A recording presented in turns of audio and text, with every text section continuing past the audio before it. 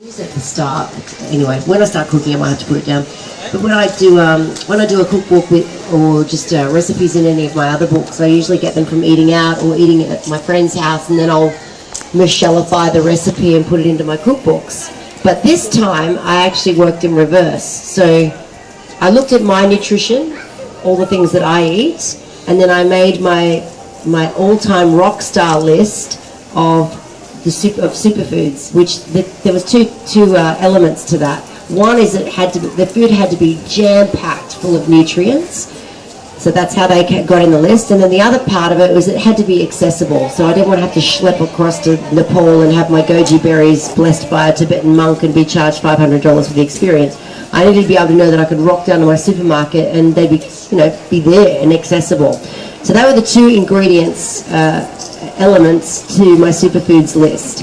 And then once I had the list, then I had to create recipes only using those foods. So it kind of had me working in reverse. But it was good because it made me think a little bit differently, and I put together recipes that I may not have ever dreamed of because I could only work from that list. So it's good fun.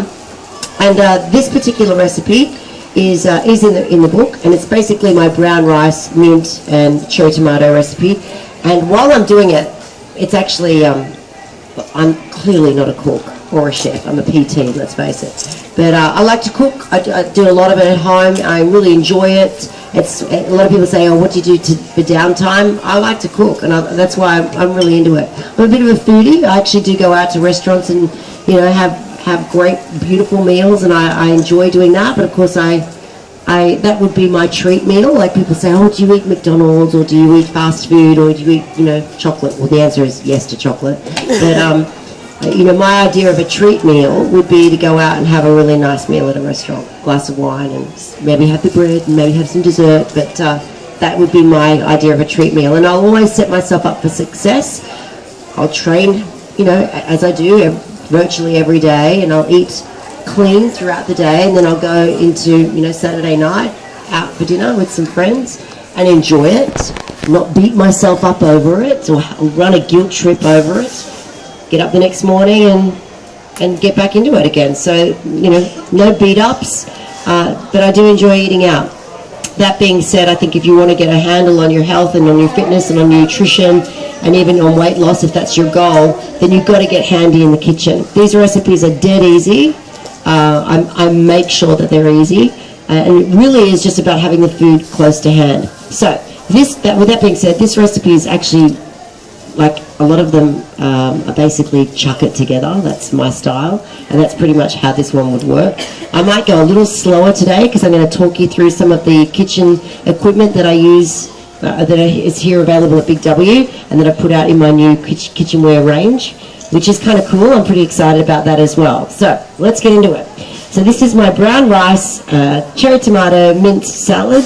The only thing that's in this recipe that's cooked is the brown rice. And I'm a big fan of cooking efficiently. So anyone that does my 12-week body transformation program, I'm often getting people to, or asking people to, on the weekends or on their weekend, for any shift workers, is to take an hour or two just to cook up a bunch of stuff to fridge or freezer throughout the rest of the week. So you've got food to hand that you can quickly defrost when you come home and it's, late at night, or you're really busy.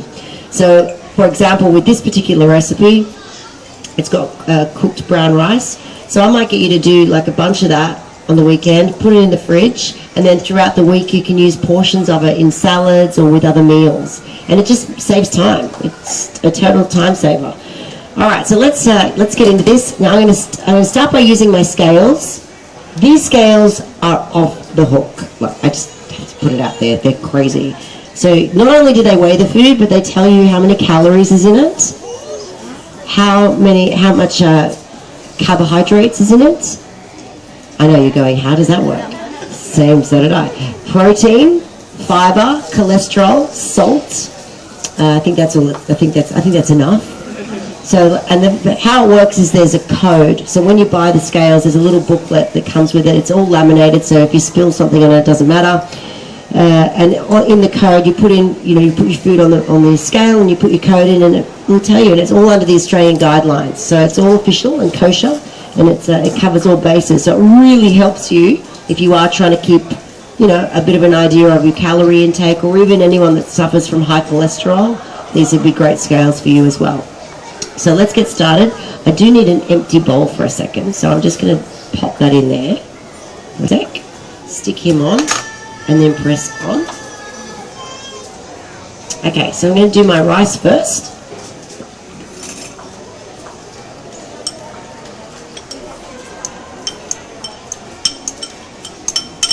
So clearly we've already measured all this out, but just for the sake of using the scales. Now the code for brown rice is 813. Okay, so it tells me that we have 150 calories, that we have 21 grams of carbohydrates, so great carbohydrates in brown rice, good low GI carbohydrates, and yes, I eat carbs. It's okay, you're allowed to, it's fine. But good low GI carbohydrates, which helps keep you feeling fuller for longer. So whack him in.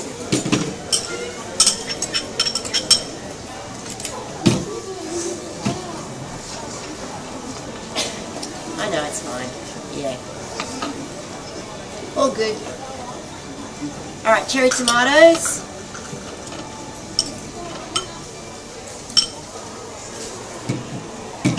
$9.24. Perfect. And that tells me that we have 38 calories. Perfect. 0.2 grams of fat, so this is good. I've got 1.2 grams of protein. Okay, so we're not finding a whole lot of protein in tomatoes, but that's okay. Where we will find the protein is in our feta cheese. So I'll throw that in. So that gives you a bit of an idea of how the scales work, yeah? You've got the idea? I don't have to do it for everything, do I? Yeah. We've got the idea, Michelle. So we have 50 grams of low-fat feta. So this is actually a vegetarian dish, just by chance as well. So any of the veggies out there? Alright, that's that. My mint, I love this. Okay, this is my herb mill. Works like a pepper grinder. I'm a big fan of herbs because, instead of using salt, fat, sugar to bring flavors out in food, herbs and spices can do a great job as well. So, and I often get people, particularly with kids, to get their own little herb garden going. I've got one, I live in an apartment, but I've got my little herb tub on my veranda, and it's nice to go and pick something out of it and put it straight into your food. And I think kids, when they grow something and then they put it in the meal as well, it's kind of exciting. But this is more exciting. Check this out.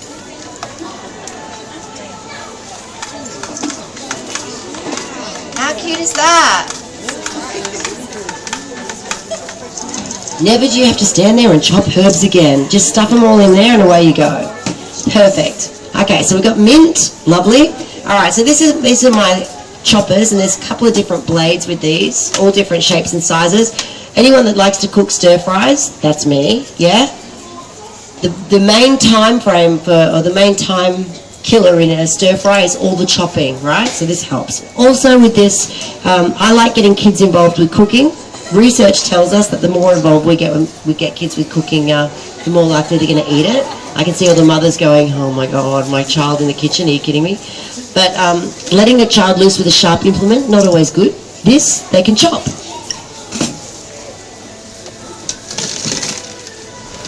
It's like a weight training session. There we go.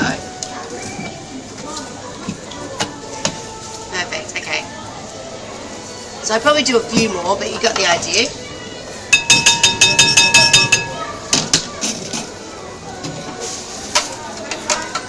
So it takes the time out of chopping, and it's, like I said, letting kids loose with sharp implements is not always a good idea, but they can get involved and chop stuff up with these, so that's kind of cute.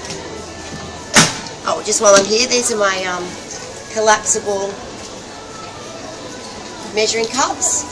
Cute. Kids think they're a toy, but you can double act it. Speaking of collapsible, and I've got my asparagus in here as well, which I'll put in. Take that out for a second. So I don't know why it took us to the year 2014, or at least me to the year 2014, to realise that you can get collapsible containers. But my Tupperware drawer is always a mess. Like, I've got containers everywhere, lids everywhere, I can't find anything. So if you, first of all, the drawer looks better because you can flat pack everything and you can keep the lid with it, nice and easy. But also if you eat, and I encourage people to make their lunches at home and take them with them to work, finish it, rinse it, collapse it down and back in your handbag. Simple! Okay, I need to chop this up.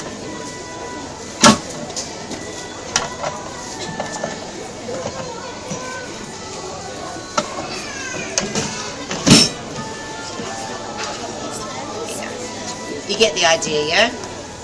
Alright, then.